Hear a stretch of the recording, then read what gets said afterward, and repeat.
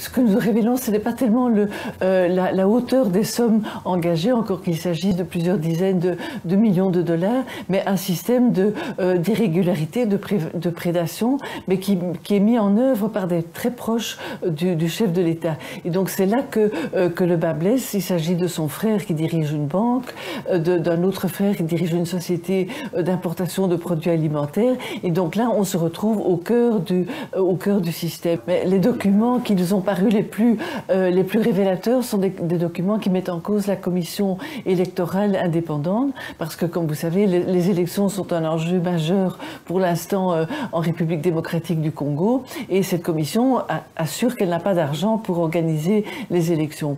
Or, nous avons découvert, d'après les documents que nous a donnés notre informateur, que plusieurs dizaines de millions s'étaient volatilisés, avaient été versés dans les caisses de la CINIS, des chèques ont été tirés, et donc l'argent est parti mystérieusement, on ne sait pas vers quelle destination. Notre informateur est un banquier, un chef de décaissement dans une banque qui appartient au frère du chef de l'État, et c'est lui qui s'est ému de décaissement dont il ne pouvait pas retrouver la destination. Il s'en est ému auprès du directeur de la banque, il a été menacé, on lui a demandé de se taire, de fermer les yeux. Et il dit: c'est pas possible, je ne peux pas être le petit-fils de Lumumba, me regarder dans la glace et laisser passer des choses comme ça.